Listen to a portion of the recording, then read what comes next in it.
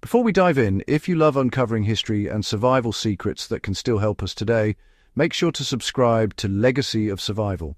This guide isn't fluff.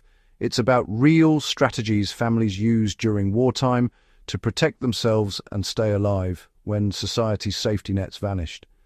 Today, we'll explore why wartime families prioritized certain items above all else in a crisis, and how you can apply these lessons in modern survival planning.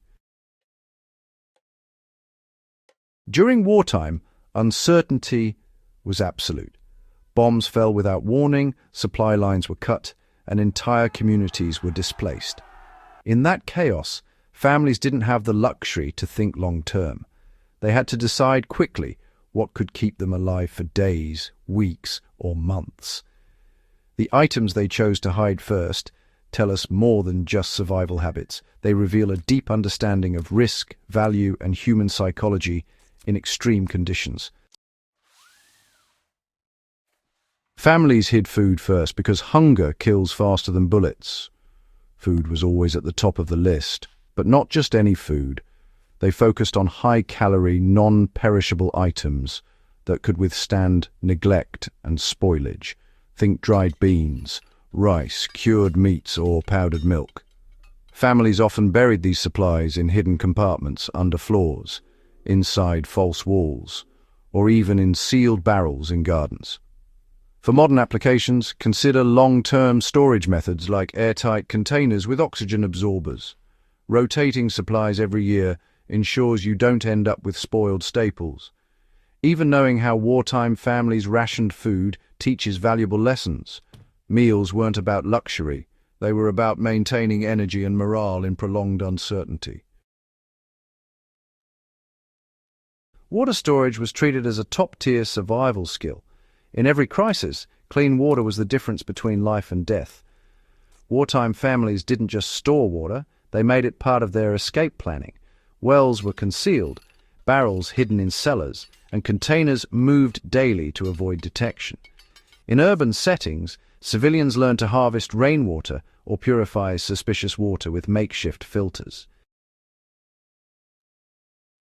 For today's survivalists, the lesson is clear. Secure a reliable water source first. Having collapsible containers, purification tablets, and knowledge of filtering methods ensures that even if modern infrastructure collapses, you aren't left stranded. They hid valuable metals and currency to secure trade options. Money in wartime could become worthless overnight, but metals and coins often retain value. Families would hide gold coins, silverware, or jewelry not for luxury, but as a survival currency. These items could be bartered for essentials when food or fuel ran out. Modern applications could include storing small portable items with intrinsic value, rather than relying solely on digital assets. Even a small quantity of precious metals or collectible coins can serve as an emergency barter tool. Clothing and textiles were protected for warmth and repair. Textiles weren't just about clothing. They were tools, bandages, and insulation. Families prioritized wool blankets, sturdy coats, and durable shoes. Women often kept extra thread, needles, and fabric scraps because these allowed them to mend garments, patch uniforms, or improvise shelter coverings. Applying this today means building a repair and reuse mindset. Keep durable clothing and basic sewing kits, because in any prolonged crisis, disposable culture disappears and adaptability becomes survival. Tools and hardware were hidden for self-sufficiency. Axes, saws, hammers, and knives were essential. Families recognized that, without access to stores, they needed to be able to repair homes, build shelters, or forage effectively.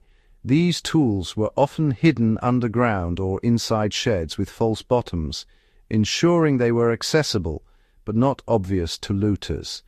So, a practical step is to inventory multi-purpose tools now and think about camouflage storage.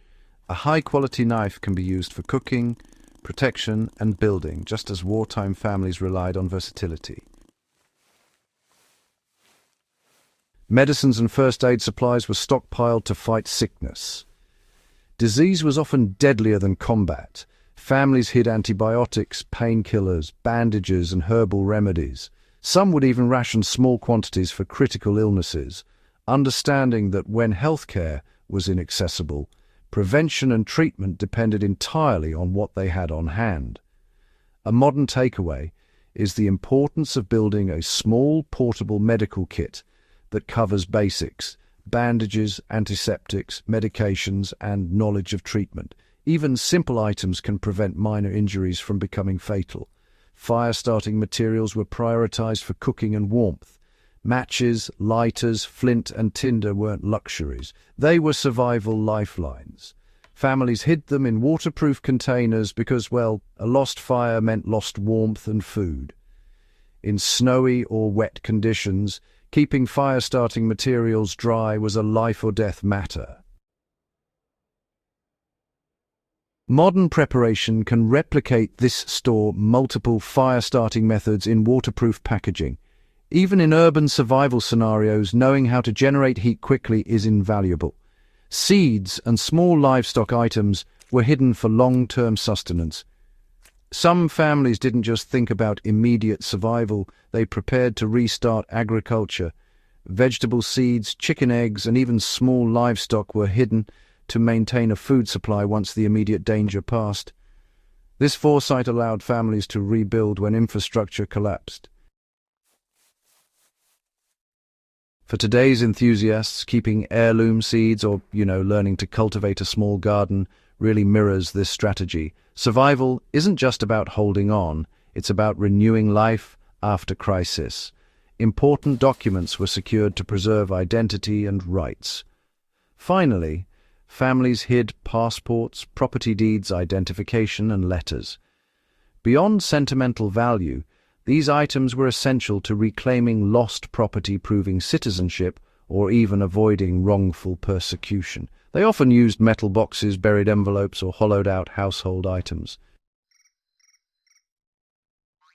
For modern applications, digitizing documents, keeping encrypted backups, and storing select physical copies in secure containers ensures that legal and personal identity is preserved no matter the situation.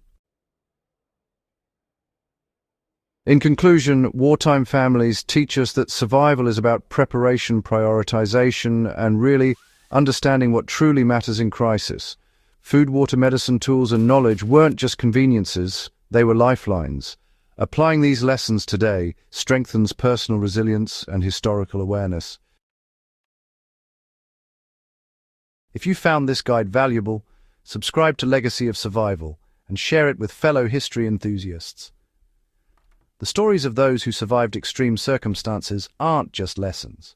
They're a roadmap for how we can prepare, endure, and thrive, even in the most uncertain times.